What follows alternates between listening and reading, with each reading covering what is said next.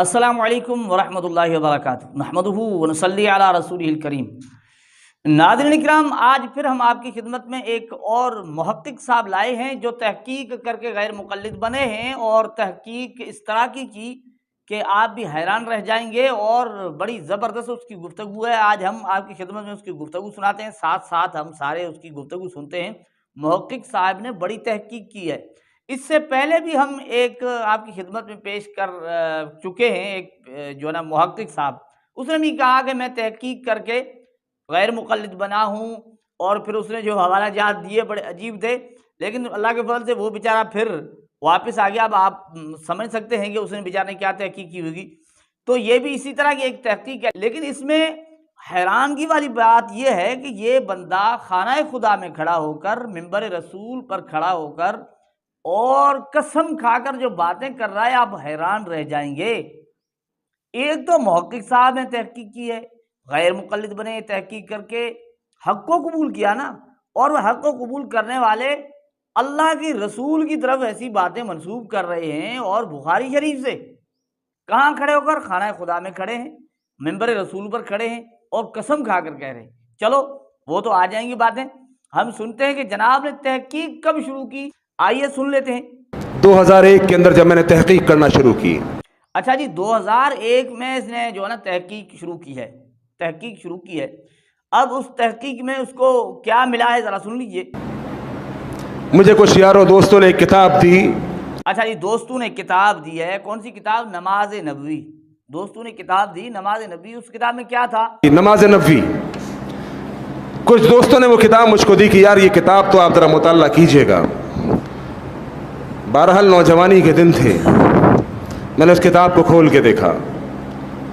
اس کتاب کے اندر نماز کا پورا طریقہ موجود تھا۔ اچھا، اس کتاب میں نماز کا پورا طریقہ موجود تھا۔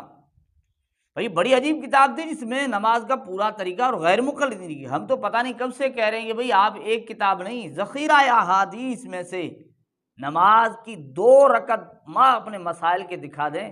ہم پتہ نہیں کب سے مانگ رہے ہیں، کوئی غیر مقلد بتا نہیں رہا۔ اس کو پتہ نہیں ایسی کیا کتاب مل گئی۔ اچھا، اس میں کیا تھا؟ بخاری کے حوالے تھے، مسلم کے حوالے تھے۔ میں نے کہا یار بخاری تو اوتھینٹک بک ہے، سب سے زبردست اگر کوئی کتاب ہے تو بخاری ہے۔ جس میں بخاری کے حوالے تھے اور مسلم شریف کے حوالے تھے، بخاری شریف کے حوالے تھے اور مسلم شریف کے حوالے تھے۔ میں نے بخاری کو کھول کے دیکھا۔ میں ایک اسکول کے اندر جاب کرتا تھا، Rakhshanda public school Orangi town میں۔ گھر میں تو تھی نہیں بخاری، ہمیں بخاری سے کیا مطلب بھائی؟ قرآن حدیث کو خود سے پڑھیں گے تو گمراہ ہو جائیں گے۔ تو بھائی چیک کرنے کے لیے تو ہم گھر میں بخاری نہیں تھی نا، کہتے ہیں کہ ہم خود قرآن و حدیث تھوڑی پڑھیں گے، گمراہ ہوں گے۔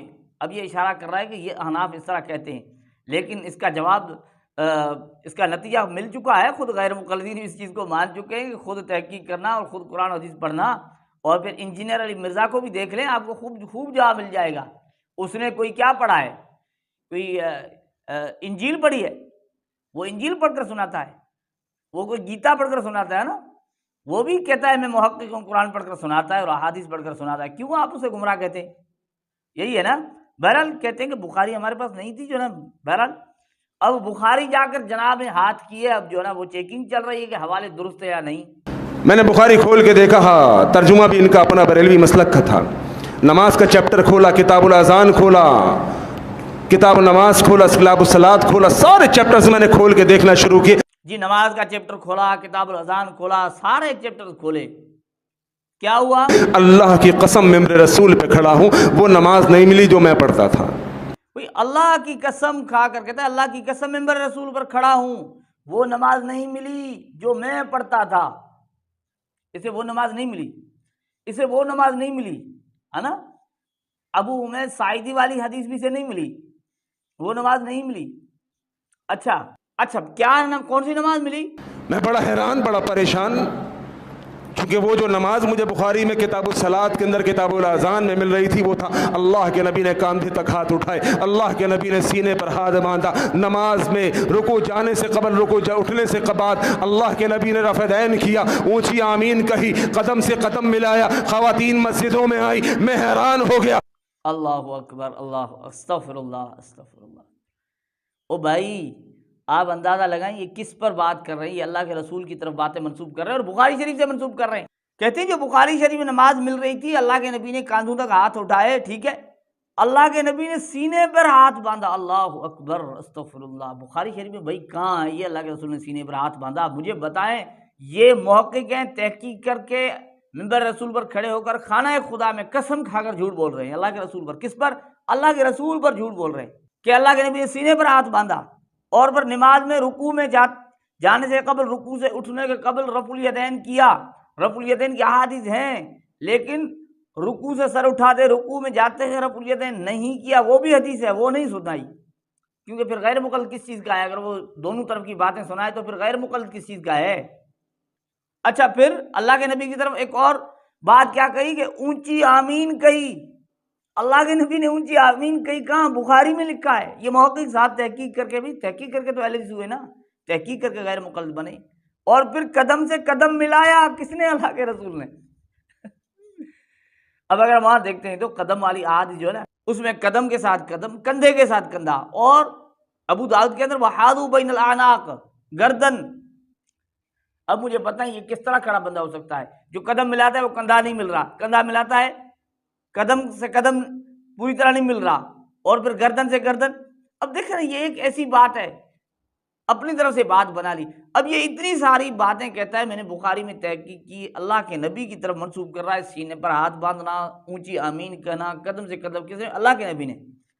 اب مجھے بتائیں جو بندہ اللہ کے رسول پر جھوٹ بولے، اور وہ بھی جھوٹ مسجد میں کھڑا ہو کر، منبر رسول پر کھڑا ہو کر، اور قسم کھا کر اللہ کے رسول پر جھوٹ بول سکتا ہے، تو وہ احناف پر جھوٹ نہیں بول سکتا، پھر وہ اور کتابوں پر جھوٹ نہیں بول سکتا۔ تو ان کی یہ تحقیق یا تحقیق کی نہ کی، بس یہ کھڑا ہو کر اور قسم کھانی ہے، اور جو جی میں آنا ہے وہ احناف کے خلاف بولنا ہے، یہ ان کے نزدیک محقق بن جاتا ہے اور حق والا بن جاتا ہے، اور ان کے لیے جنت کے 8 دروازے کھل جاتے ہیں۔ اللہ جل جلالہ ہمیں ایسے فتین لوگوں سے پوری امت کی حفاظت فرمائے، ہمیں ان کی حقیقت کو سمجھنے کی توفیق عطا فرمائے۔